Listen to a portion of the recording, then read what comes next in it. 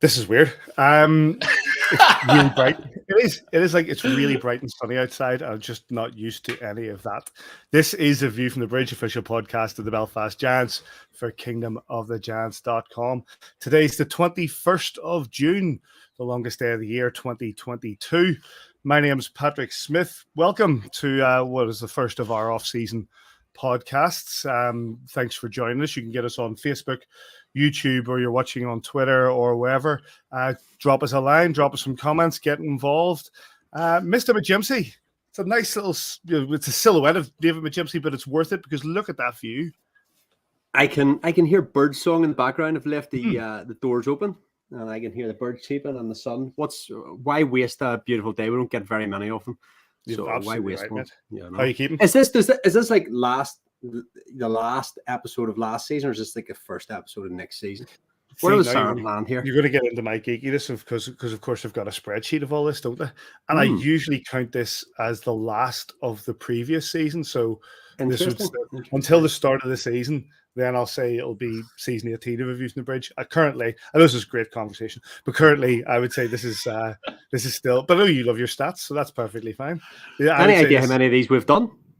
Yeah, I need to update the spreadsheet, but it's hundreds upon hundreds. So we're going to the 18th year of it, mate. Mental. Joel, how you doing, mate? I'm happy to see you, boys. Are you in that new house yet? No, we are still in Larne temporarily. They keep kicking it on down the road, but I'm hoping for kind of middle of August time we'll get moved. But all good for now. All good. We have 3 names to put onto the Belfast Giants roster for the forthcoming 2022-2023 season. We're running a tight ship here. Sinead's been telling us, every 15 minutes we need to put it out there because we've got to go on the socials. Don't you worry, Sinead. We're on it. I've got a timer. We're professionals. We're absolute professionals. We're not known here at A View from the Bridge to rattle on for hours on end about absolutely nothing. We like to get to the point and get it. So we do. We have 3 gentlemen joining us. Plus, we'll be hearing from the head coach Adam Keefe and from the captain David Goodwin, who will be joining us later in the show. But some of the things that have went on before we bring in the first name that we've been allowed to announce, some of the things that have gone on in the last couple of days or last couple of weeks, gents. Some of the names that have come back onto the roster, and that's we've got Ben Lake, Jeff Baum, Kieran Long, and David Goodwin, of course. Davey, a strong start to the new roster. Always good to bring your captain back from a successful season. Gives that bit of solidity to the start of the roster. Bomber obviously had a brilliant first professional season. Longer's back. Obviously, the boys need their fresh cuts for the weekend, so that's good for him. And who else was there? Laker, of course. We all dream of a team of Ben Lakes at the end of the day. You take 15 Ben Lakes any day of the week and a couple of goaltenders. So good start to the building progress. Interesting, Joel. Especially with regards to Bomber, there's a guy who's his first pro season, picks up 2 trophies, has an outstanding first pro season. So it's good to have a player like that back. Yeah, like he's one that we talked about, and it was really fun to watch the story of Jeff Baum develop throughout the season. I've been doing a little bit of work just with the org in terms of like the press releases and the stuff going out. And the one thing that I had to get into Bomber's story was obviously that time spent playing kind of on the same sheet as Mark Garside, sitting beside Mark Garside on the bench. And I really do think that the experience of playing alongside that veteran defender and someone who knows our league inside out really helped to round Jeff Baum's game out. And we made so many parallels too. We talked about how Bomber sort of revels in the thankless aspects of the game and does so many great things quietly, his positional awareness and how he takes guys out of the play. I think Mark Garside has a lot to blame, I guess, for Bomber's kind of success last year. I'm so glad he's back. He's a great kid. He's a great character, I think, to have around as well. I think the boys like being around him, and I also love his dad. I'm glad that we have. We should have done a separate signing for Jeff Baum's dad, Jeff Baum. I mean, that's the extra import that we all need. Obviously, in the last couple of days, we've learned the fact that JJ Pickenic is gone to Norway, and we've got the last 24 hours that Jordan Boucher Davey has gone to Quebec.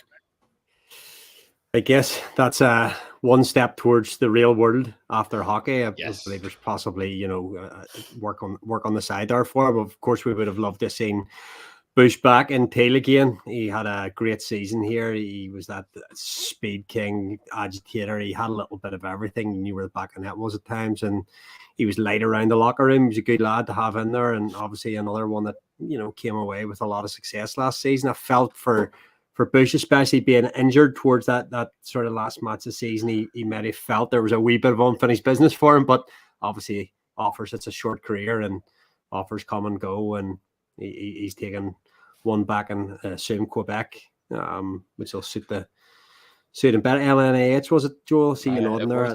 It's one that surprised me, to be honest. I thought we were all going into this summer, because the team was so successful. Normally, your problem is retaining players because they get much better offers from around Europe or whenever else.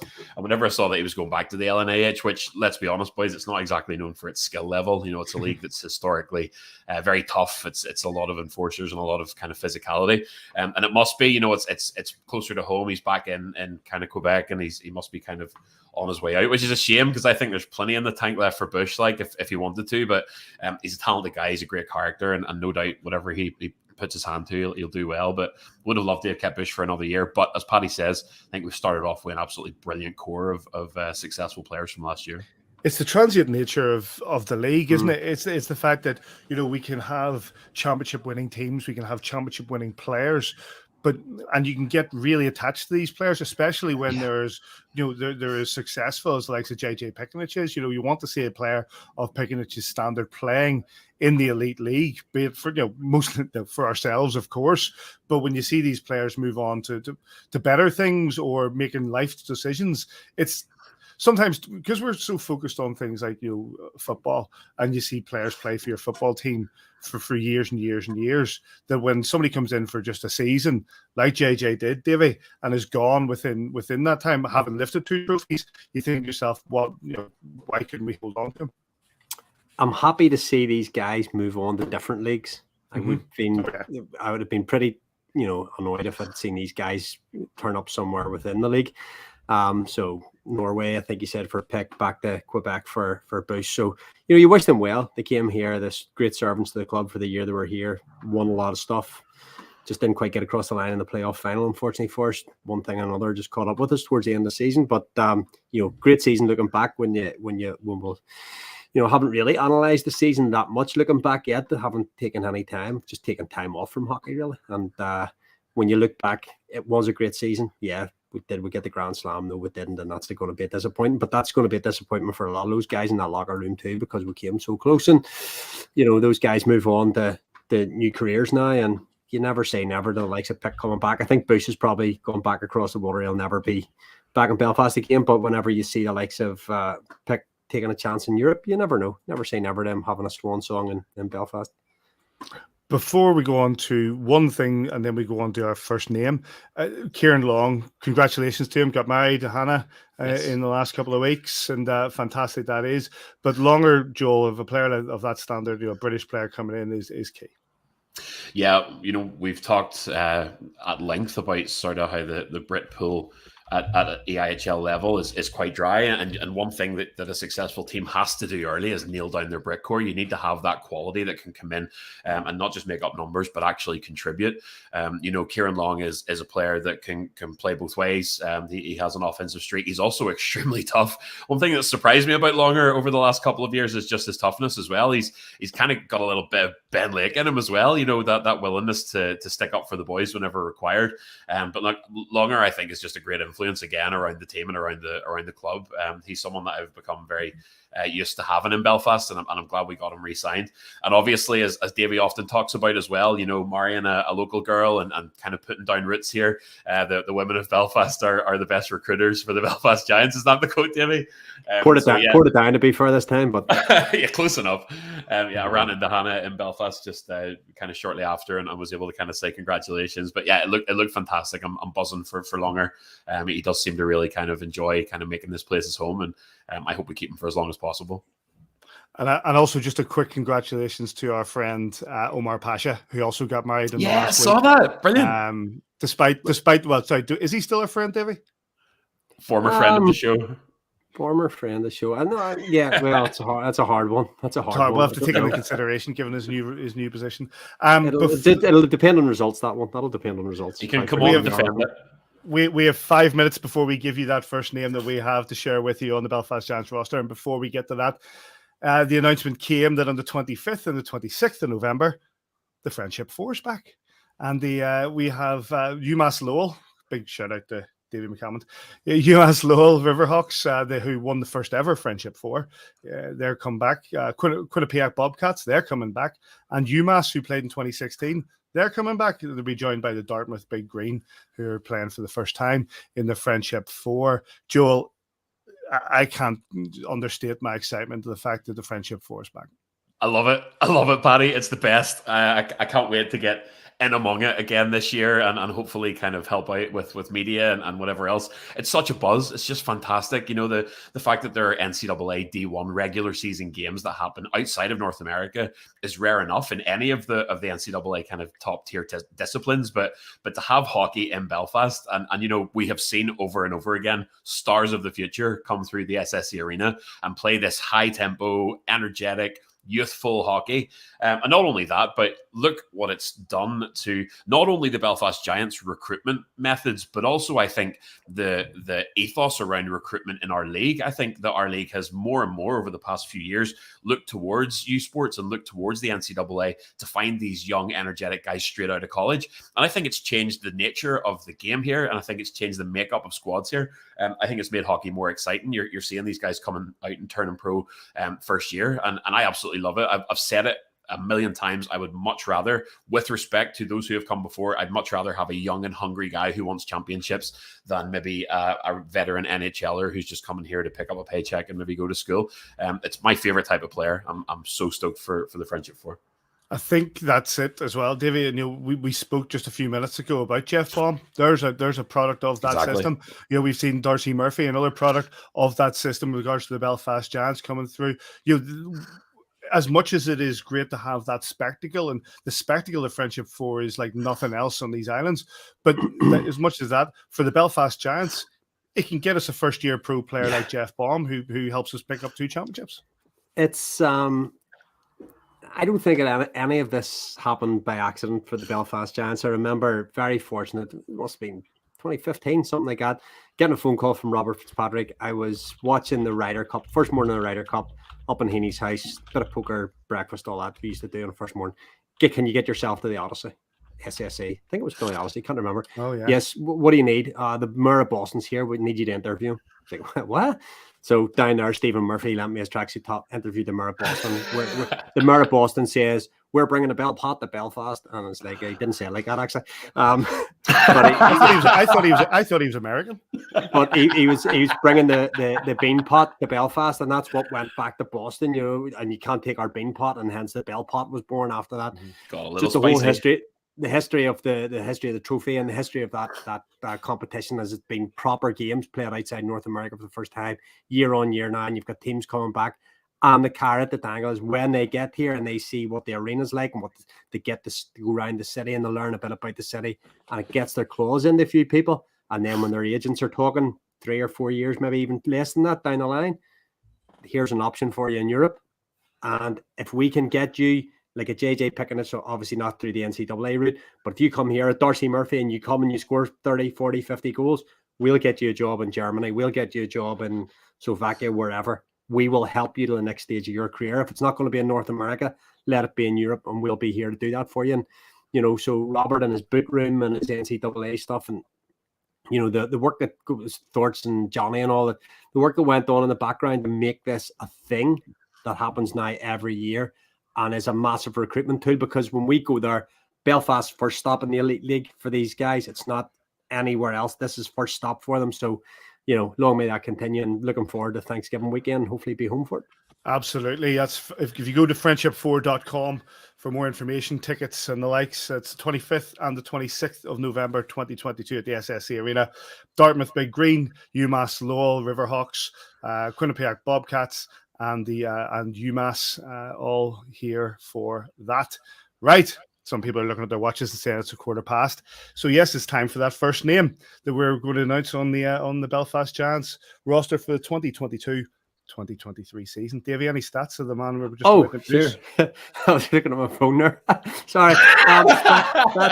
It's off season for everybody. Professionalism you get here on A View from the Bridge That's and for nowhere else. signing number 1. He's played 906 minutes between the pipes. There's a bit of a clue for you. Like, it's his 12th season, but the stat that's most important for this guy is 100% legend.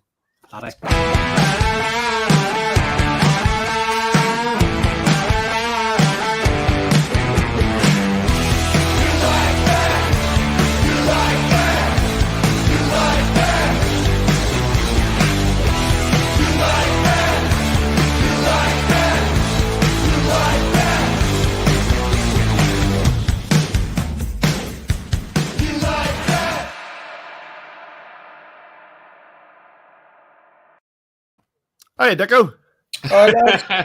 Yes, mate. What's the crack? Welcome back, Andrew Dixon. How you doing, mate? Not bad. I love the way he's went from talking about young prospects to the oldest guy in the team last year. But sure, good transition there, boys. Sorry, come a little bit closer to the camera.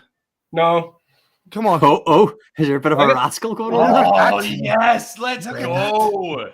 I've got a wee That's bit of go somewhere. until I catch you, Joel, but I'll get there. Mate, that's stunning. That's What's the ethos behind that? I don't know, a while ago. I was at a wedding and I grew it in, so it's kind of grown back to a beard, but it looked all right at the time. I thought it's a little ginger actually, so I don't know. It's not too bad. They're all in right now. Take with a man who has no hair whatsoever. There's nothing wrong with that. You look like I'm a catching that as well. Mate, it happens to the best of us. What can I say? They go back for another season with the Belfast Giants. Personally, delighted to see it. What are your thoughts? What's the decision behind another season? Well, I mean, it's very hard to not want to play another season. I think most guys, if they're honest with you, they always do. Whether it's work commitments or just life getting in the way. Most people want to play as long as they can. I'm fortunate enough that I live here, obviously. So, the team being here is very handy for me. I wasn't sure if I was going to play another year. I spoke to Kiefer and Mace during last season, and they were pretty keen to have me back. And yeah, I don't know. I mean, it's hard. I don't know. I don't feel like I'm old yet. Maybe I am, but no, I'm very delighted to be back, and no, I think it'll go well. We talk all the time, Deco, about what you bring. I guess more during the week, perhaps, than at weekends at this stage of your career. Taking a lot of shots after practice, allowing guys. And I think it was maybe Coops or someone last year was talking about being a bit stuck in a bit of a funk, and you worked out with him after. It might have been Coops, can't remember. Worked out with him after training all the time, and those little intangibles that you give these guys that West wants to get off. Besco wanted to get off, and you can stay and do that. It's that you feel that you're happy and comfortable with that role now. Yeah, I know my role. It's been my role now for probably like 4 years. We've been very lucky that we haven't had any injuries. Obviously, we know we had COVID and stuff last year where a couple of guys missed, or Besco hurt his ankle that time, and I was able to back up. And the other good thing about it is if I back up, we can play another import. So there's a little bit of advantage there, like most teams do in the league. We didn't carry any imports last year, so it was kind of null and void. But I'd say the main thing is that whole practice thing. Really, you're just a body. I'm there to take the ugly shots, the things up around your neck, the shutouts, all the stuff that the starting goalies don't want, because the starting goalies just want to track the puck and field the puck, and then I'm there to take the shots that like the one-timers and things I got there. So I don't always do it, but you've given me far too much credit. But I don't mind that role, because I feel like that's the only way. If I'm not playing, I can't help the team. So no, I understand what I'm doing, and I'm very glad to still be doing it. I think you say we say. So just give me a second. You say we give you far too much credit, Dico, but you just have to look at some of the comments coming in that are going across the bottom of the screen. So many people delighted by this, by you coming back for another season. Actually, on that point, if you've got any questions you want to throw to Dico over the next 15 minutes, put them up and we'll have a look at them.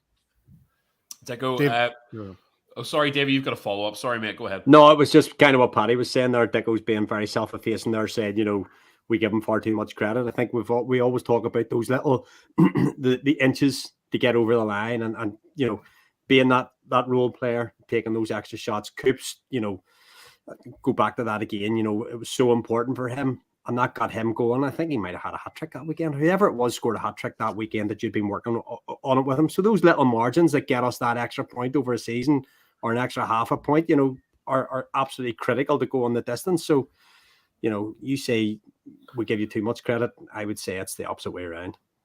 No, well, thank you very much. And I know that's, Coops, that's not on me. That was Coops deciding that he wants to go out there and do the extra stuff himself. A lot of players, maybe when they're not feeling it, or they're, hockey is when you're not playing well, isn't that fun? Instead of saying, right, that's enough for that, I'm getting off the ice. It's the other side of it. It's, no, I'm going to stay on the ice. I'm going to work through it. And then, even stuff like with Conway last year, me and him sort of I sit beside him in the Odyssey, or the SSC, sorry, and we decided that we'd have a shootout at the end of every practice, basically for bragging rights, get on top of each other, and it puts a little bit of pressure on it, he has to score, and well, it kind of helped. You see how he done in shootouts last year, a couple of big ones in the end, so no, I enjoy it, and I like the banter around the dressing room and things like that there, so no, it's good.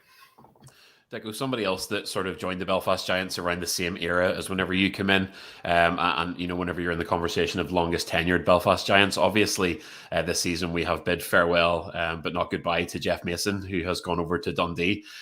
Just wondering your thoughts on that. That's someone you've obviously seen every day when you come to the rink and when you come to the arena for quite a long time now, bar one short spell in Norway. He didn't like that. He came back. What are your thoughts on Mace making the move to the head coaching role in Dundee?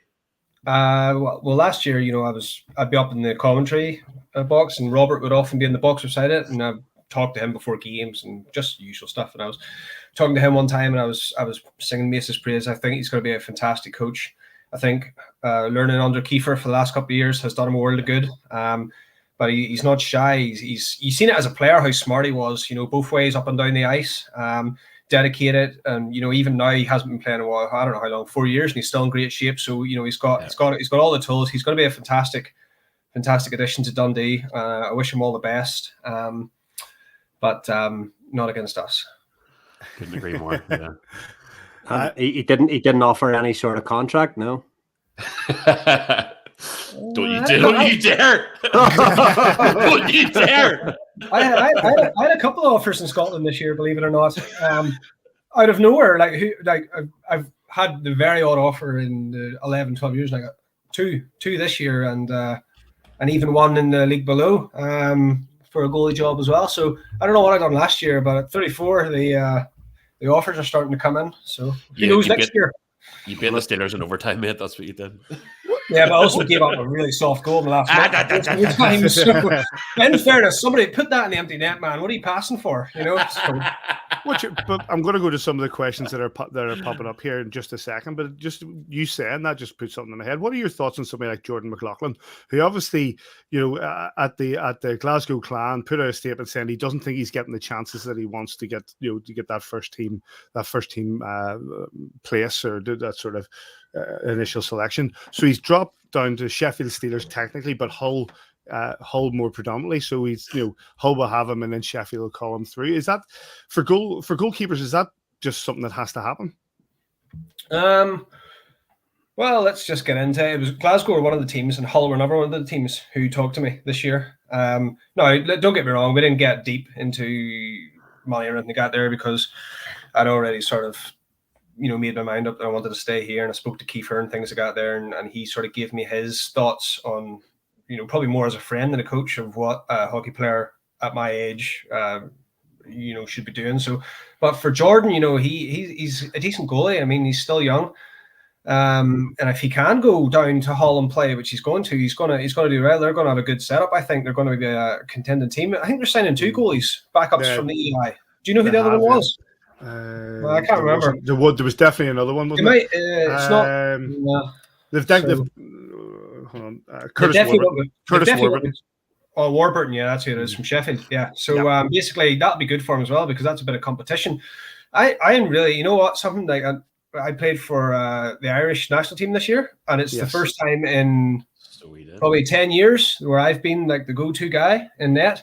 And I loved it. It was brilliant. Loved it. Absolutely loved it. It's been a long time since I've felt like the best word, like if when I play for the Giants look after me, and I do my bit at the back. But I was really helping the team for Ireland that time, and I absolutely loved it. So I kind of forget how nice it is to be the go-to guy. Whenever you win a game from start to finish, there's a different feeling than whenever you come in and play 10 minutes and mop up or anything like that there. So it was fantastic. I can understand 100% why these guys want to go down and play. And if he's going to get better, he has to go down and play. And if he doesn't think he's going to get that chance in Braehead, then, fair play to him. I don't blame him at all. I mean, there's no shame in being an elite league backup either. It's not, but the one thing I will say is it's not a development league. You're here to play and you're here to win. These teams are making money. Those Scottish teams, don't have much room for error. Maybe, Sheffield and all have a little bit more room for error with a player where they can sign another one. But no, fair play to him. And I think we're going to see maybe 2 or 3 goalies going down to that league below, because the money's starting to get good. And we've seen it before when it was the EPL. The EPL, sort of priced themselves at a point where they ended up folding. Hopefully it doesn't get to that. But no, the money seems to be good down in that bottom league or second league, and the standard's not bad either. And another thing I'll tell you is, whenever I played down there, you train Tuesday night, Thursday night, maybe 1 game at home, 1 game away, within driving distance. You're back in your own bed, and you're in work Monday morning, so you can work on the side as well, and maybe pick up £400 to £500 a week as well. So it's a very attractive offer for them. Going to a question from Mal Cars. Mal, I know Mal. I know him really well. Dick, are you coming to my wedding? The invite's in the post. I doubt it's in the post. Let's just Not get it right now. Not a chance you have my address. That's a straight up lie. You just write Ballymoney on an envelope. Yeah, Andrew Dixon. Ballymoney. 5 houses and 2 pubs. So I will definitely come to your wedding, Mal, and that'll be good. I'll look forward to that. Don't worry, Mal. The rest of us are busy that night anyways. Yeah. Don't. Looks like Dick was the only one invited. Like. Well, I mean, I'll have a +1, so you can fight who wants to be my date. Davey's in there. It's my gym too. Back to you, Davey. Makes sense. Who's up here? Davey. Oh, we're continuing with this. I thought we've got 3 minutes. I can see the cast growing in the background here in the studio behind us. But Dicko, what's a few targets for yourself then for the upcoming season off the back of what the successful season we've just had? Listen, it's just about it's hard to improve on last year. What were we, a couple of goals away from winning it all? So it's hard to define what a successful season is. As long as everyone gets out and the recruitment's good, I think we'll have another successful season. Obviously, we want to challenge for all those trophies. And a little secret one is I want to do well in the CHL, just to make a little bit of a mark. And it's funny. It's honestly, it's written in the stars. I've one of my bucket lists in hockey. They're pretty much all done. And one of them was to go to that Davos arena. Have you ever seen it? It is unbelievable. If I would highly encourage anyone, if they can, to go. I know maybe the scheduling is going to throw it wherever way it goes, but it's where the Spengler Cup's played every year, and it's fantastic. So I'm really looking forward to that. But I'd like us to do well in the CHL, just to leave our mark in Europe. Can I cram one more in, Paddy, or are we in trouble? You've got a minute. We're on a schedule here, mate. We're on a schedule. Took a quick look at that Team Ireland team from you were out in Germany for the Development Cup, wasn't it? Yeah. Alongside Chris Devine, another good young local goalie. But I noticed one of your defensemen was none other than Vidas Lukasevicius. So how does it feel to have a defenseman that you spend most of the season looking at as an EIHL lino? Yeah, you know what? I've known him years and years ago. I played in the Irish League, so I knew him back then, just a little bit. So even whenever I'd be on the bench and he would skate by, he would say hello. But no, it was good. He plays D, and I was giving him a lot of grief, sometimes. But also, we snuck out a couple of nights for a beer when we weren't supposed to as well. So I was also bartering him up for next year as well. We'll get those marginal calls. Chuck a few in for us, big man. Yeah, fantastic. Well, Dicko, it's good to have you back. Good to have you back on the View from the Bridge. Good to see you back on the Belfast Giants roster. We look forward to speaking to you again when the season kicks off, and hopefully we get to see you on the ice again. No, thank you very much, boys. Good to see you, mate. And that's the first name is Andrew Dixon. What a start that is. What a start that is, absolutely. And so where are we going to go now, Davey? Oh, I'm excited about this one, lads. 612 games for the Belfast Giants so far, second all time. What have we got? 56 goals, 166. Good for all the twos, 222 points. One famous fighting major where he beat the wheels off what do you call him? David Ling. 5 power play goals, 2 short-handed goals, 1 best-selling album. He's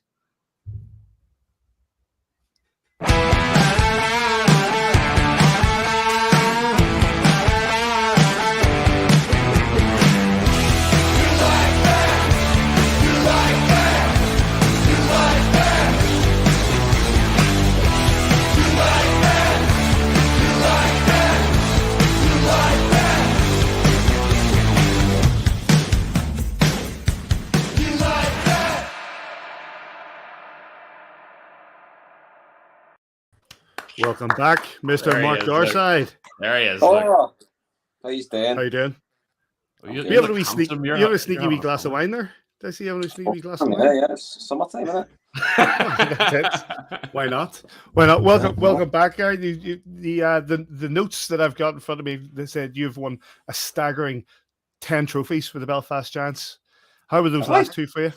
That's what this says. That's a David confirmed. I had nothing to do with this, but it sounds legit. How were those last 2 for you? The first one was made of wood, though, so I don't know if that counts. But the last 2 did feel great, obviously. The Challenge Cup, I was telling the boys, that was probably the best game I've played in for the Giants at the Odyssey.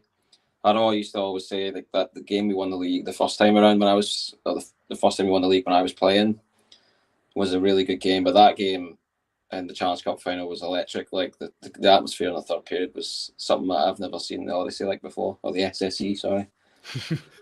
You're the second one to do that tonight. I'm sure it's off season for everybody, P. Yeah. we're all a little rusty. It's all right. I'm pretty sure the CEO of the SSE is not listening, so it's all right. But it's 12 it's the 12th season since you were brought over from the Edinburgh Capitals. You didn't think you'd be here this long, did you? I don't think so. But when you're that young, you just kind of like you're just taking life sort of year by each season is just year by year and see what happens, and then all of a sudden 12 years later, you've been here a long time. Like as the years went by, it became more and more attractive to stay. Like I never really negotiated with that many other teams in my time, and especially nowadays it's just more about like I'm not going to leave now. I'm just trying to stay in good enough shape to keep playing hockey as long as I can, And Kiefer's just making notes there for salary. Doesn't want to go anywhere. That's fine. But in terms of we're not competing with other hockey teams. He's just competing with the actual jobs market, like real life. We'll maybe get that album sometime, Gary. Keep talking about. I told you last year it'd be like 10 years, so we've still got another 8 years to go. 8 years. In terms of we were talking about Bush earlier on before you came on, and with him missing out on the playoff final, and we weren't sure whether he was coming back. He's obviously moved on to Quebec again there. We thought maybe a bit of unfinished business for him, but will any of the boys that were here last season have that sense of unfinished business, or is it just line in the sand, draw, and let's go for everything again? I think there's probably a little bit. I think the one thing that annoyed us as a team was like Cardiff is the only team that actually they won more games than us, like against each other, So I found that annoying. I know Kiefer probably that'll grate on him. So a lot of guys that come back are, they're up for it. I was at Kieran Long's wedding a few weeks ago, and like speaking to Laker and Goody, we're all up for coming back and doing it all again, going for the league, going for Challenge Cup, going for playoffs this time. Hopefully it works out where we're just as good and we can go for it again. Did any of the more North American guys coming in find the challenge of having to be up for games in September and October in the league, with those games being as critical as the ones in, we say it all the time, they're as critical in September here as they are in March and April? Did any of them find that a grind, or did they all take that like, I'm not sure they really fit. It's probably more of a bit of a shock to the system. Coming in September, then you need to be in full swing and full form, ready to go. I mean, it probably took a few players maybe a couple of months to find their best game, and that's a lot of that's just being new to the league, and it's like, whoa, we're in it from day one type thing. But like Kiefer and the leadership group and assistant coaches. It's something that we talk about at the start of the season. You need to be ready to go day one. Giving it your best, and there's not really any excuses. As soon as we hit the ice in September, we have to perform to a high level. How much of a kind of moratorium, how much looking back do you do on a season after it's all said and done and you're back home from the playoffs and you're sitting having your glass of wine or whatever in June? Do you look back at those early season games against Cardiff in Cardiff where we actually, in my opinion, well outperformed them and came away with 2 losses? That playoff final loss to them, as you say, we lost the series against them over the course of the season. Is that something that will eat at you until you get a chance to get back on the ice against them? I'm not sure. Like saying it would eat at me would be the right thing. Like I kind of forgot about the games in September because we went on to win the league and they ended up meaning nothing. Had we have not won the league, I think that would have been a bit of an issue. Like that would have been something that we'd have looked at. Like we outplayed them in those 2 games and we came away with nothing. The playoff final, we knew exactly what Cardiff are like. They were going to soak up a lot of pressure and they've got some good forwards. And it just so happened that the first couple of shots or the first real chances that they got, they scored on them, and from then on, we're sort of chasing the game. That's just how it worked out. It was a 1-game final. So that you can't really hang yourself up too much on the playoffs, I think, it just being 1 game. But certainly in the league, I would say the game that I remember most through the season was the 7-1 game in Sheffield, and I think that played on a lot of guys' mind going in the second time when we won those 2 games to win the league. I think that really spurred us on. It kind of helped motivate us that we played so poorly the first time around, and wanted to rectify it. Gary, what does summer look like for you now? I mean, we barely ever mention it on this show that you're now, the oldest Belfast Giant, the veteran player. You've been around since. I'm not, mate. You just had Nico was the oldest. Sorry. That's fair. That's fair. You're almost the oldest Belfast Giant. At this stage in your career, you get that summer downtime. Obviously, the season is coming in hot this year with the CHL, and that's going to be at an extremely high level. You have to imagine, obviously, camp will start early. You'll hopefully get a friendly or 2 underway. Before that, do you take the time to rest the body? When do you start to say to yourself, right, it's time to put the boots on again? Well, just right after the season is generally I give myself a good few weeks just to do nothing, just rest. And then obviously I've had a few injuries in the past, which I need to work on at the gym. So I get back into the gym after that and start, working on that kind of stuff. From, mid-May, I'm doing that kind of thing. You kind of have to switch off as well. We're going on holiday for a couple of weeks next week when the boys are off school. So it is just about, I think at my age as well, it's kind of dealing with the things that you're doing what your body tells you to do. Like I don't play GB anymore. I don't really put myself in the frame because I know I've had a lot of injuries and I need to have rest and work on them and get ready for next season again, and as far as going back, once I get back from holiday, we'll probably start getting on the ice again, even if it's just with, whoever. And then start preparing for pre-season training. Are you enjoying plenty of time at home with the boys? Oh yeah. Most of it. I have a very sad story to tell. Like I'm in kind of my front room right now, and I have a room upstairs which we're currently turning into a baby room because my wife's pregnant. She's due in September. So indeed, my guitars all had to be a couple of weeks ago, and they're just in different places around the house right now. I heard that the unborn baby loves guitars. I've just left all my equipment out and just my wife just gets annoyed at me. I was like, it's just because if I put it all away, I'm just not going to play it. So I just leave it all out. It's a nice mess in here right now. How's Becky doing? Are you all? I guess preparations are well underway then for Baba number 3. We've been. Let me see what you've been doing this summer. I'll be doing a bit of painting, decorating. When I say a bit, I mean a lot. Yeah. I'll have a few glasses of wine when I'm painting, so I'll make a few mistakes, but a lot of painting and decorating and things like that, getting the house ready because Becky wants a nice clean house for when the baby comes. I feel like I'm just catching up with Gary at this point, boys. Sorry, feel free to interject. I miss you, pal. David. Oh no! So I suppose if I'm looking at my stat sheet here, touch wood and all that. There are two Scotsmen at the very top of the Belfast Giants all-time leading scorers or leading appearance makers. 1,200, only 1,250 games between you, and that's quite something for two young lads that came over to Belfast from East Kilbride. Or thereabouts. I mean, it's funny because people always ask me, like, as if I'm from far away, like, you know, you stay here? And I'm like, East Kilbride's only 100 miles away. It's not that far away. I'm alarmed, mate. I can see it. I can see it on a clear day. It's not far away. So, you know, nowadays this just feels like home. You know, I feel like there's quite a lot of similarities between the people, like from Northern Ireland and from Scotland, like pretty similar mentality and things like that. So it's an easy fit for me, really. The return of Jeff Baum has been announced, Gary, and someone that you obviously play alongside. And for my money, anyway, I think Jeff Baum is a more developed and more honed player for having that season alongside you. Are you excited to see Bomber back in the room? Absolutely. No, I got on really well with Bomber, and he's a great guy to have in the room. And it's like you said, he came in.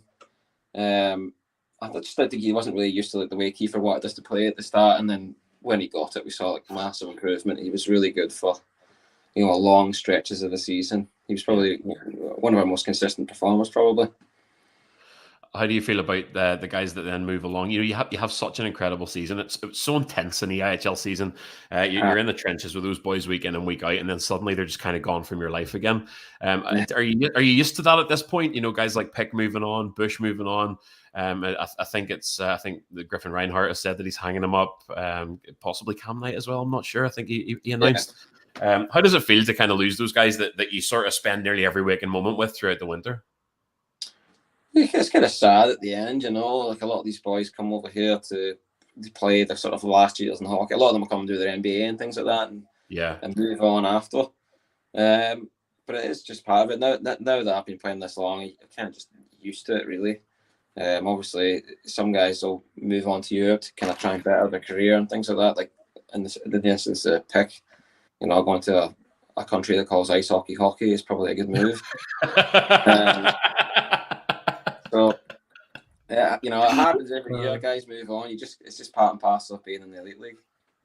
Yeah, it's tough though. And finally, for me, I could just roll on like this for the evening. I'm all good. I mean, I think Paddy's hard at work. He's been on mute there for about 20 minutes. I think he's forgotten he's actually live on the internet.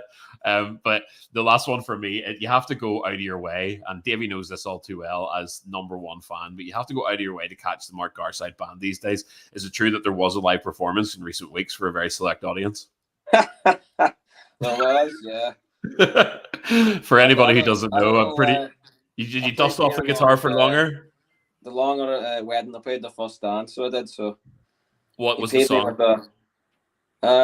"Bless the Broken Road" by the Rascal Flats, which I'd never heard before, but it was a nice wee song to play, so it was good. Beautiful. He paid me in wine as well, which was nice. Hi, Paddy. Hello. I've been doing something frantically for the last 10 minutes. Been in conversation with. It's been fun to watch. Yeah, in conversation with Mr. Neil Whiteside, who sent me a WhatsApp just as Gary came on, and I'm going to see if I can make this work. Let's hit this. Where's my downloads? It's definitely going to be worth it. Fingers crossed, everybody. One of the greatest moments of all time. Fingers crossed. Oh no! It's there. There it is. It's the slow mo of the. It's glove. The shake of the gloves. Yeah. Which has bolstered a lot of Neil's videos. Fed him as dinner as well. Fed him as dinner. Nice. Oh, get some. Right over the top. Yeah. Just give him the helmet. Put him here. All over. Dislocate the shoulder. That was it. That was the shoulder. That was the playoffs over. Look, he doesn't lay a mid on you. So much for a tough guy. Yeah. Well done, Gary. Barely touched him. That's your only fighting major? No, I had another one against Nottingham as well, actually, when I played for Edinburgh. So we don't count that really. So. No video evidence. It was in black video evidence. Or at least none for black and white. There's no internet at Edinburgh's rink, so I honestly think you should be getting like some sort of royalties off Neil Whiteside for every time he uses that, the shake of the gloves. There is no montage. It comes up so many like, times. I want to see it again. He put a good video together today of my re-signing. He managed to clip my one goal into 4 different clips. For my season highlights. I really like that. It was well done. Like, not a lot to work with, but he done a good job. Made it look like hunters, man. Yeah. Wonderful stuff. Well, Gary, it's really good to see you back. Really good to have you back in the team. We look forward to another great season, another season in the CHL. Have a great summer, mate. Thank you very much. Thanks for having me. Good to see you all again. All right. And that is 2. So we've got 1 more to go. David. Oh, backward, mate. I love this one. This is a personal highlight here, though much as I love Gary, obviously. 34 goals, 39 assists last year. Good for 73 points. He's a returning Belfast Giant. He never went away, 8 power play goals, 2 short-handed goals, 6'2", eyes of blue. I don't know.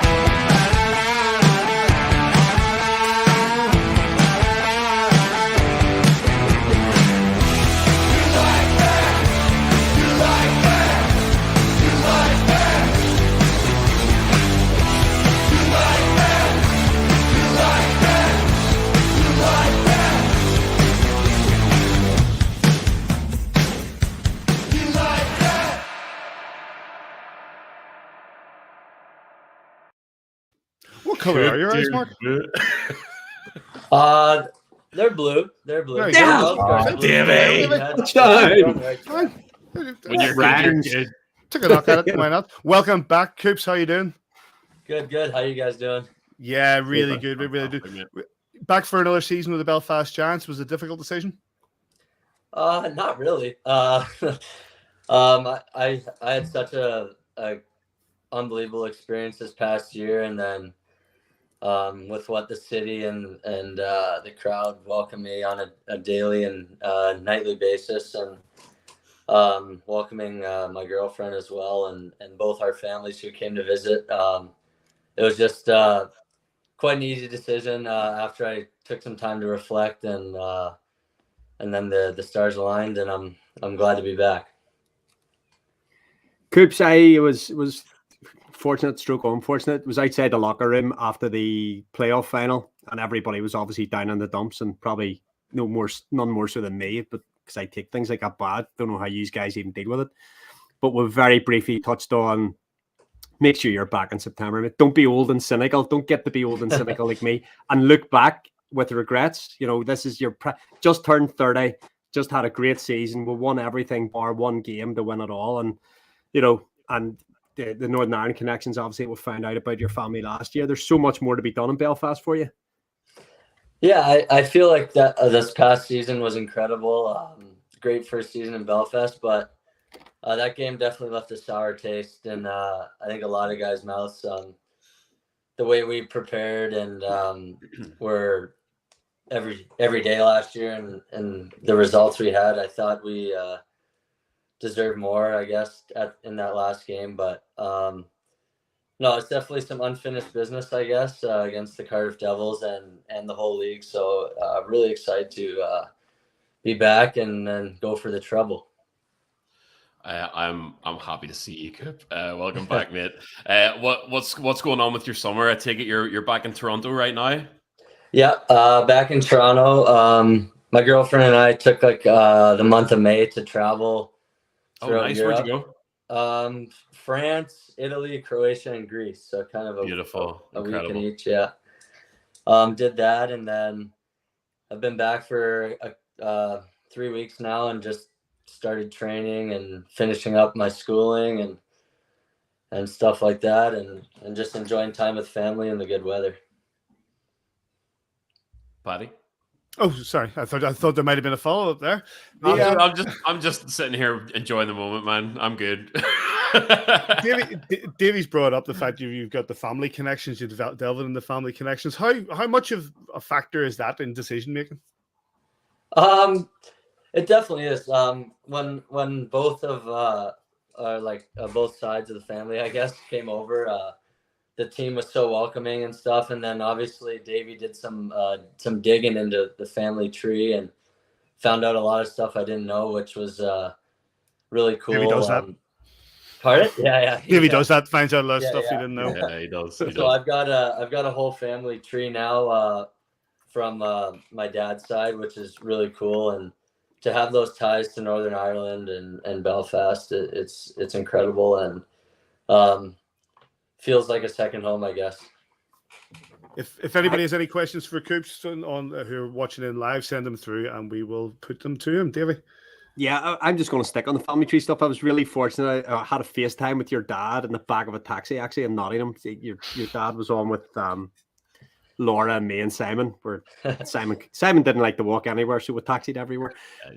So got a lovely chat to your dad, and he's definitely next year. If Mark's going to be back, we'll do a wee bit more digging and and find a bit more of the story out, because it was really interesting for me to get involved in that. It was something that to have a guy that your family left Northern Ireland, whatever, early 1900s and made a life for themselves in Toronto, and then for it to go full circle for you to end up coming here to make your living was a really nice story. But like back on the rink, I suppose one of your famous things from last season was sticking that backside into the blue paint there. That was something that you developed over the early part of the season and really paid dividends and sort of coming up to the Christmas time of year. Yeah, for sure. I think I have found, like, throughout my career that if you get to the net, good things will happen. So kind of developed that skill, like, throughout my career, focus on tipping pucks and screening goalies. And it's something you can control every night, is going to the net. Like, sometimes you can't control the balance, but you can control that.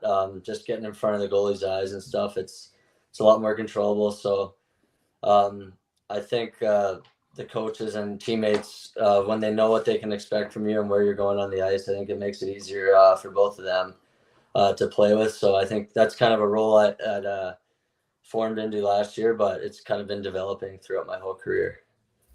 And obviously then, Joel, just follow that up with obviously coming in towards the end of August, early September, we'll be having a run at the CHL. Was that a little bit of a factor as well for you coming back? Yeah, fancy shot at that.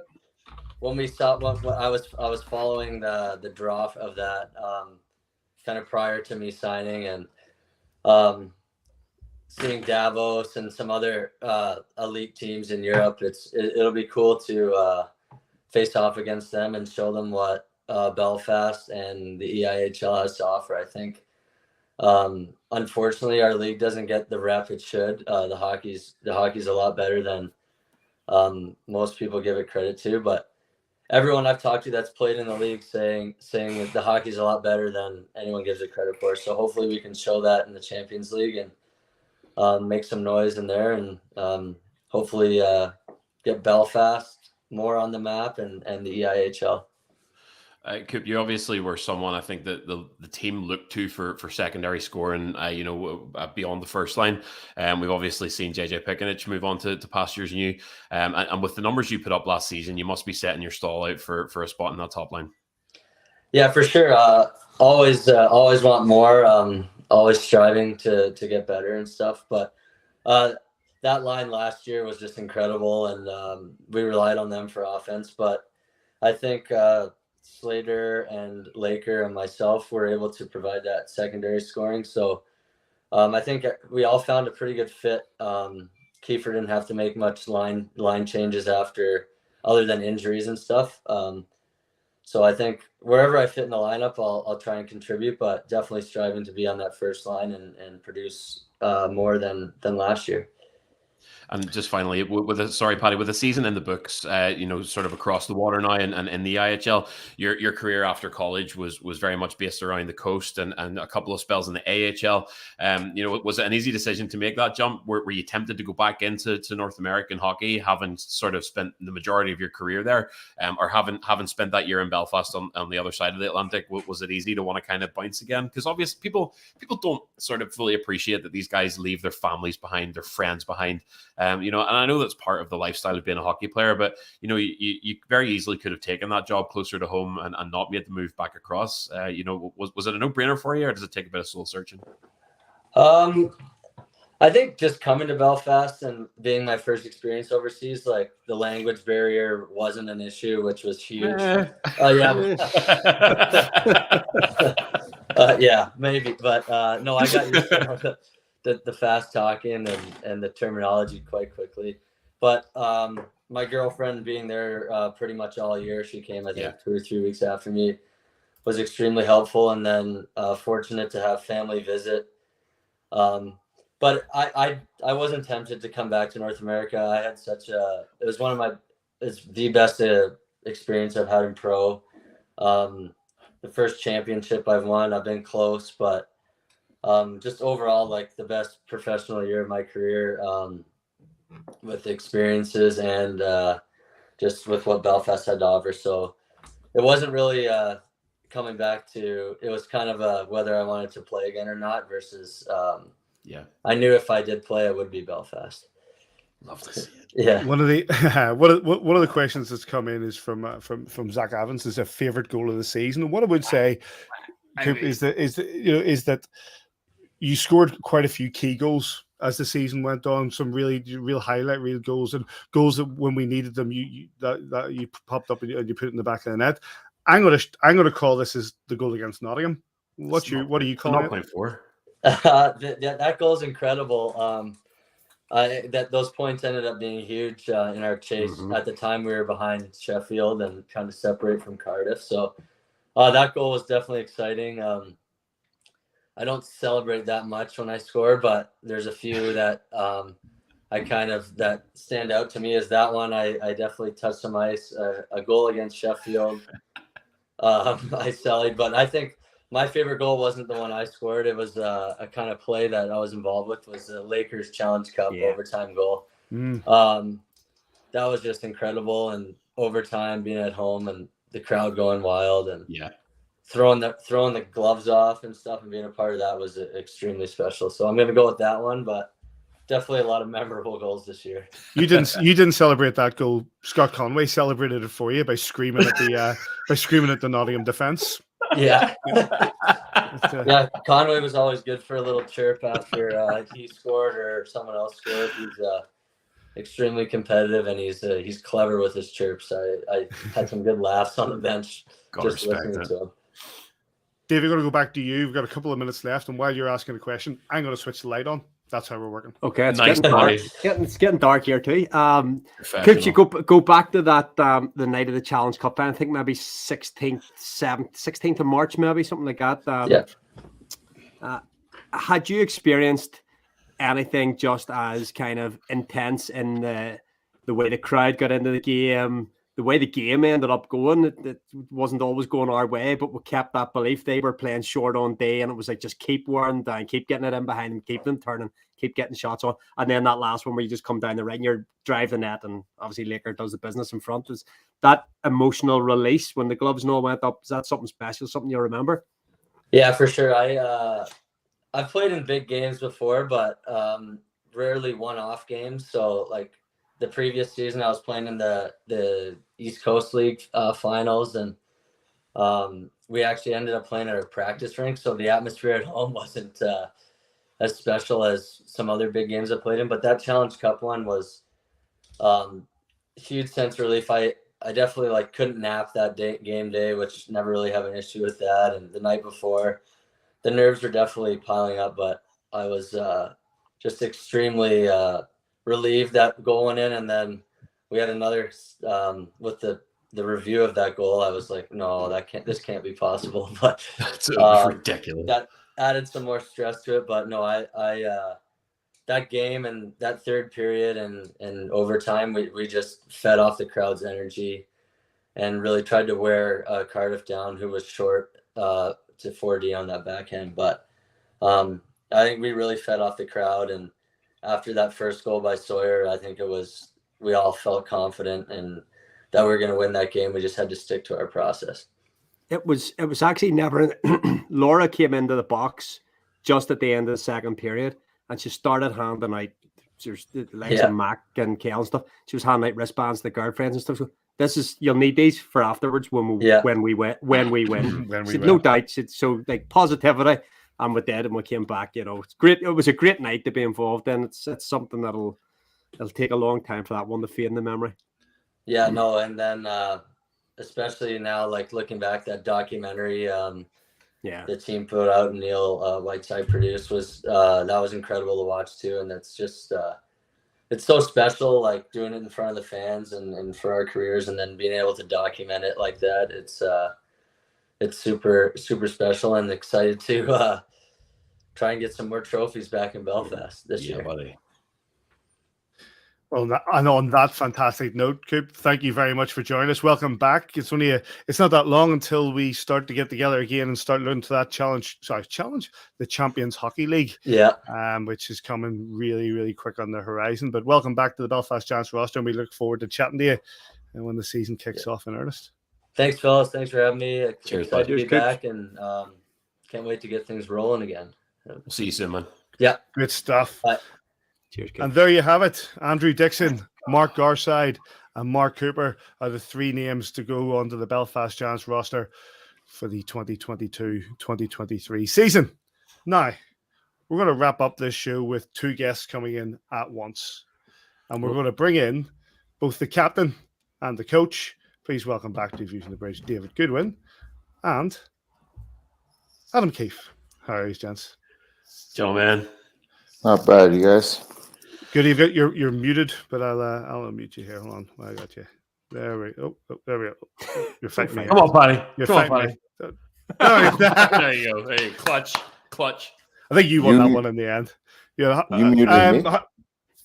I wouldn't dare mute you, mate. I wouldn't dare mute me. You stuck with that. So I'll start with you, Coach. Those three names that we've just seen in Andrew Dixon, Mark Garside, and Mark Cooper. Easy guys to bring back. Yeah, very easy guys. Key parts of the leadership group and big parts of that team last year. I think everybody in the dressing room would say the same. So it was a very easy decision to bring those guys back, and obviously we're thankful that they wanted to come back. And Goody, from your point of view as a captain, these guys are the ones going to battle with you on the ice. What are your thoughts?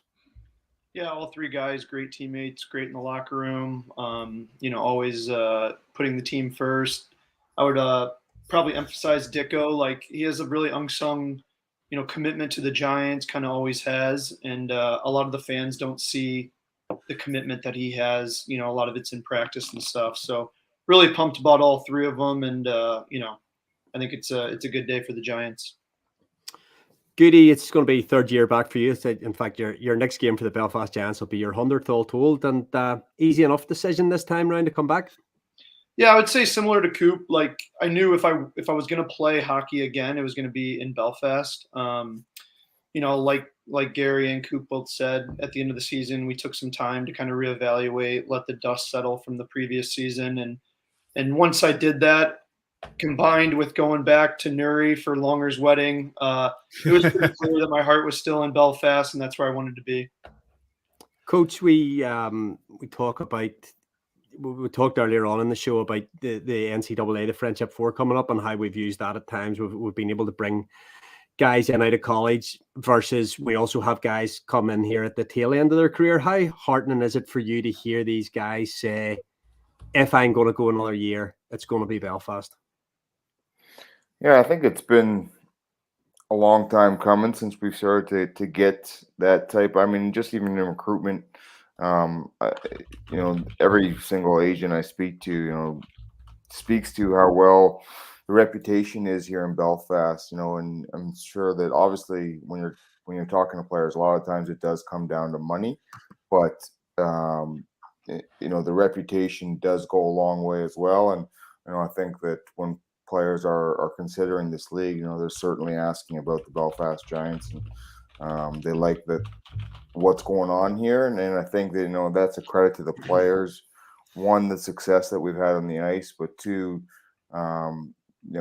everybody's kind of bought into that ethos of in the land of the Giants, everyone's equal, and just going out and touching the community and being part of it, right? Not just kind of coming here as one one-stop shop and then jetting away after. I think everybody kind of comes here and ingrains themselves in the community here, and that really makes it feel like home. And you can hear that from listening to Goody speak. You can hear that from listening to Coop speak there. I won't even say about Dicko and Gary because they're just part of the furniture now. Yeah. But you know, to have a guy like Goody and Coops who have really, I mean, Coops' first year last year, Goody's second year last year.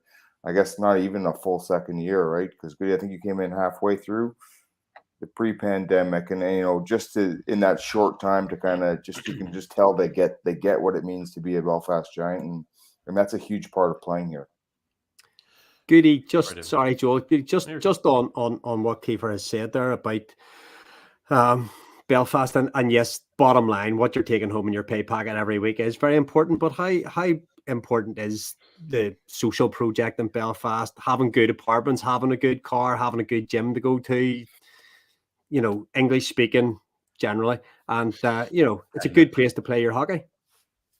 Yeah, of course, like those other tangibles are very important. Like I've always said that we get treated very professionally with the Giants, whether it's the apartment, the car, the medical, you know, assistance we get from massage and physio, all that very important. From a social perspective, yeah, like I think this year really opened my eyes to just how impactful the Giants are in the community of Belfast. Just some of the interactions I had with the fans and some of the other people around Belfast, like I found myself saying numerous times, like, wow, this really is a big deal to be on the Giants, to be in this community in this way. And that was a big reason why I came back to continue to build off of that momentum from last season. I've got a friend who works in the football program out at Penn State, and whenever those photos of you guys coming off the plane circulated social media, I get this caps lock message from him going, "David Goodwin's playing in Belfast now." So it definitely made waves, you know, around your hockey world and back in college and stuff. You know, with your career so far, Goody, you've been in Europe, you've obviously played for a big school at Penn State. How does last season, finally getting that full season in Belfast, you know, after a couple of attempts, how does getting that full season under the belt and winning those championships rank in terms of your career? Yeah, well, just real quick about that photo we took with the EasyJet plane. Yeah. Right when I came off the plane, I didn't really take into account this massive gust of wind that was very likely. And as I kid you not, as I hoisted that trophy with one hand, which was probably a mistake, I felt like a very slight slip in my hand, and I just thought, oh my God, what if I dropped this down the stairs? All the news broadcast was there. And I remember telling Besco that because he was right next to me. He was like, that would have been bad. So thankfully that photo op has only good memories. Yeah. William Cherry would have deleted those anyway. He's a good club man. Yeah. Don't worry. He'd have got rid of those. And while I have the floor, Coach, it's obviously been a very busy summer. You headed, you know, straight into GB, into Worlds, and we obviously have that, you know, shortened off season, I guess, with the CHL coming in. Have you managed to get any downtime, or is there just no off season for you this year? There hasn't been a whole lot of downtime, to be completely honest with you, just because of obviously with GB, and I think obviously you know, the Champions League will shorten it a little bit, but also we started a month later last year. True. So Yeah. I didn't think that, you know, I actually didn't think about that until I was away with GB, that, you know, you're going to get home, it's going to be June, and then you got June, July, and then, you know, pretty much August 1st is, we may not officially start, but we started, and, you know, we're in full prep mode and full hockey season mode. So, you know, it's going to go by fairly quick, and then, you know, we're hard at work right now building the team, and you know, that part's exciting. And then obviously when we can get some downtime and enjoy some time with family, pretty much whenever the sun comes out here. You have to stop working for. You got to stop working. You got to stop working for a little bit. And just finally, Paddy, if you don't mind, sorry. Yep. It's obviously I think anyway, it flies under the radar as one of the most important announcements that we make. But I'm glad that the club put out a notice and a press release to say that your head coach Adam Keefe has re-signed and is staying with the Belfast Giants. I think it's something that it'd be very easy to take for granted because, like Gary, like Dicko, you've been around a couple of years now, Adam. But do you still have that kind of fire in your belly for Belfast? Do you feel there's unfinished business and things that you want to achieve in this city? I do. Otherwise, I would start to look elsewhere. But I think, I'm happy here, and I've always said there's probably a reason why guys do like to go home and I don't know if it's considered retirement or just consider just take some time off and release a little bit, because it's stressful every year. It's stressful trying to win these trophies and particularly the league. And it's stressful on the coaching staff. It's stressful on the fans. It's stressful on the players. And I think it's not for everybody. And sometimes guys, choose to leave because of that pressure. But, I think that we've talked about it as a group before, like that pressure really is a privilege. And for me, it's almost like a sickness chasing those trophies every year. And, at times it can be frustrating, but it certainly is a lot of fun. And when you're fortunate to have it pay off like it did last year for the group, it really is, it's indescribable, the feeling that you have in those moments. And, teammates and those teams, we're never going to forget those guys, and Goody's never going to forget every single teammate from last year's team. And I think that, those are lifelong memories that are worth that, that stress or that chase of those trophies. And that's the type of thing that keeps me coming back every year. Not only that, obviously, my family is from here. This is my hometown now, and I enjoy that chase and enjoy being part of this community. I've just seen somebody pop up in the background here. We'll bring you in a second, lads. Dave, just on that point, Goody, does winning a trophy bring thirst for more? Yeah, absolutely. I think simply from the fact of seeing how much fun and how exhilarating it is winning the trophy, I think that in itself is going to continue to fuel us this upcoming season. Just quickly, because I do have a question for the coach, but I have to add these lads in. Hello, coming to us live from Las Vegas, Nevada. It's Simon Kitchen and Jason. Hold on, we're just bringing live news to you. We've just been offered contracts. Hold on, where are we going? Is that better now? Come over. I thought we'd go live. Go live for the Vegas Knights. Did you call her for Dumb and Dumber? Did you call her for the? Did you call her for the Vegas Knights? How you doing, lads? How's the sunshine? It's 38 degrees. Maybe we're about to melt. Beautiful out here. Come on. It's similar back here. Yeah, true. You look at no, yeah, dead on. Yeah. Listen, we'd love to stay all day for you, but it's costing a fortune on this. We're only with Vodafone. Nah. Well, we'll say bye, lads. Good to see you. Bye. See you later. Keep her lit. See ya. What a duo! What a duo! I knew they'd appear at some point. So good to see them enjoying themselves out in Vegas. Coach, the question I was going to ask was basically in the last couple of weeks, we've heard that JJ's gone to Norway, that Bush is gone back to Quebec to play in LNAH, and also Cam Knight is retiring from the game. When you lose players like this, especially from a championship winning team, do you chase them, or is it just a case of we know the transient nature of this game, you just have to let them go? You chase them a little bit. It's always, you never want guys to make an off the cuff decision, so you want them to think twice about it. And I think when you get told no enough times, you let it go. And at some point everybody's going to stop playing, and it's for whenever they feel it's right, whether it's an opportunity that comes up or whether they're going to keep playing like JJ and chase something else. We have to wish them well and thank them for what they did here for us. And in JJ's case, obviously, we hope he goes on and has great success, and or we hope that he lands back here in Belfast one day. So, for all those guys, we're just happy to have had them here. I think I learned a lesson the first time as a coach when we won the league, that it's not always going to be the same. I think that, if you remember the first time with I think we lost Paddy Dwyer, we lost Besco, Blair Riley, the list goes on, Kyle Bond.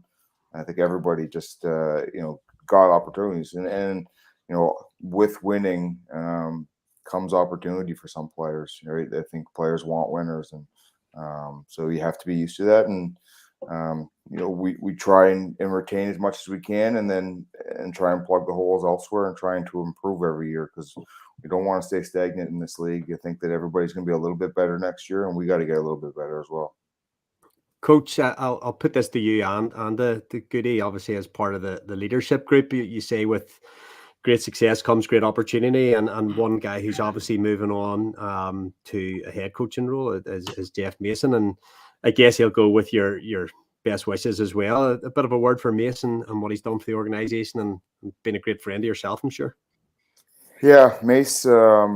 Obviously, I've played with Mace for a long time. We're great friends with him and great teammate. Did great things for this city as well. And then when he stopped playing and I started coaching, and then he kind of got back into it, I wasn't sure what to expect from him. But I knew that I wanted him around the team. I knew he was going to make me better and make the team better, and he certainly did that. And he exceeded my expectations. And I think Goody will speak the same. I mean, he really cared about his role, and he cared about the team, and that showed every single day that he came to the rink. And that is a big loss for this club and a big loss for me in particular. But also very happy for Jeff for the opportunity. I know he really wants to be a coach, and he really wants to climb the ladder and get back home. And this is a step in the right direction for him.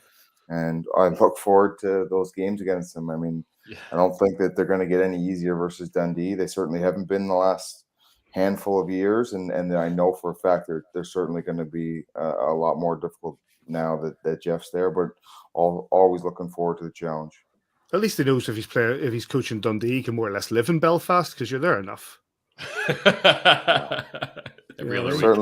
We're certainly going to see a lot of them, I think. Goody, a word for Mace?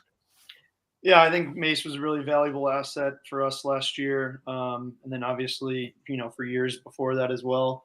I was fortunate. I felt like I had a good relationship with him. He helped me individually on a lot of different things, power play in particular, how to get open, playing that middle spot or playing net front, as Conway and Picnic are just ripping 1-tees at my face. So he was helpful in that regard, and just really appreciative and grateful for his support. So looking forward to battling him next year. What's the summer going to hold for you then, Goody? Yeah, I'm on week 3 of training. Kind of started that a couple weeks ago, and you have to say that the coach is right there. Yeah, if it's week 2, it's fine. But me too, buddy. I don't have to say that. Other guys like Garside, they have to say that. And then I'll start my visa process too. That's kind of a grind, going through all that application and interviews and stuff. So I'll start that next week and kind of just go from there. And Coach, what surprises do we have in store in the next couple of weeks? I have to wait and see. I mean, that's up to the comms team. It's out of my hands now. Yeah, I think we've got our share of exclusives tonight, Paddy. I know this is normally the portion of the show where we strong arm the coach, but I think we've got exclusives tonight. I agree. Gentlemen, thank you very much for joining us. We really appreciate your time. And obviously, it's like we say, it's not that long until we start to get all together again and you guys start to prepare for the Champions Hockey League and what that has in store. So enjoy your summer, and thanks for joining us. No problem, guys. Thanks for having us. Thanks, gents. Cheers. And there we have it, guys. What a show, boys. What a show. Very, very enjoyable show. Good to have Dicko and Coops and Garside and Adam Keefe and David Goodwin and Sizz and Taff coming live from Las Vegas, Nevada. Sort of expected that, Davey. I'm dead whenever they say that I edited their name. I thought they edited not great. No, they came on as kitchen and tap. Oh, did they? So, It's going to be a tough evening for you, my man. Oh dear. yeah, I think but that I was read it. very enjoyable. Look, we started the night and we had Laker and Longer and Goody, and I think we've ended with Jeff Deco, Bond. Gary, and who else do we have there? The big lad from Toronto, 6 Yeah, foot 3 Big eyes of Coop. blue, Yeah, he's- Mark Cooper. Absolutely delighted to have him back again, and Neil Coach he's Russell will looking. be delighted. Neil Coach Russell called him very early in the season, very early, going to say November time. Yep. Said how clutch he was going to be, how important he was going to be, and all season long you just get what was it he always put on the WhatsApp? MVP, just and hard to argue. JJ Picknich with over 100 points, Scott Conway with around 100 points. Bush was outstanding. Goody was 80, 90 points, something like that. Besco, unbelievable goaltender for us. And then you have people like Mark Cooper's later dog at Ben Lake coming up in your second line. And, deep teams win championships, and that's what they did. And they came a whisker from winning it all. But it's now the page is turning, and we go again. Joel, a wee reflection on what we've had in the last hour or so? Yeah, like I'm delighted. The word that you use, Paddy, transient or transient. In the land of giants, everyone is equal, Joel. Everyone's equal. Oh, goodness, the nature of player turnover in our league is just it's like no other sport really that I'm involved in. It's unfortunately you sort of accept it as part and parcel of a successful season that you're gonna lose a lot of guys, and we've seen it. I've been lucky to see 4 league championships at this point.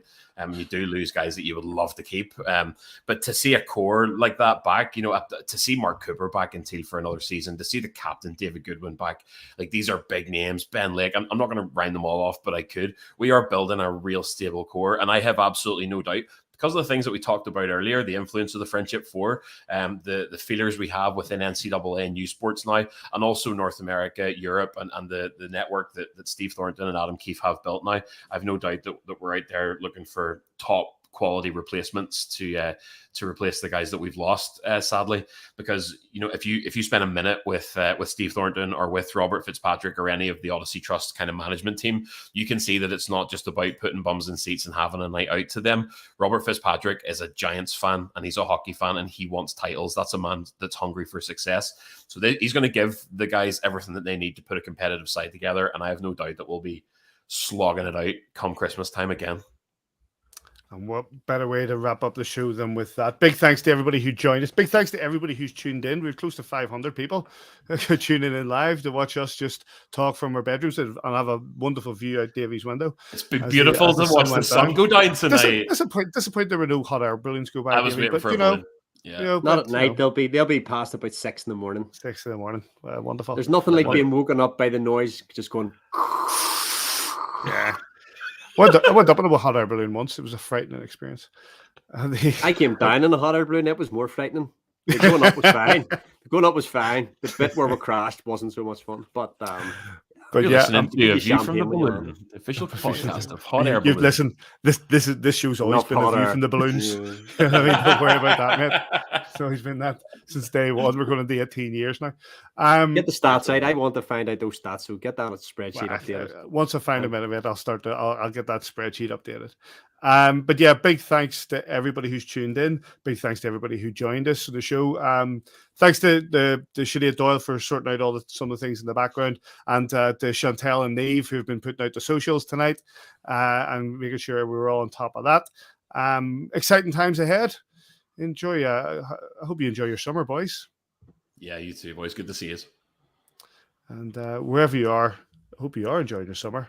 And we'll catch you here next time on A View from the Bridge.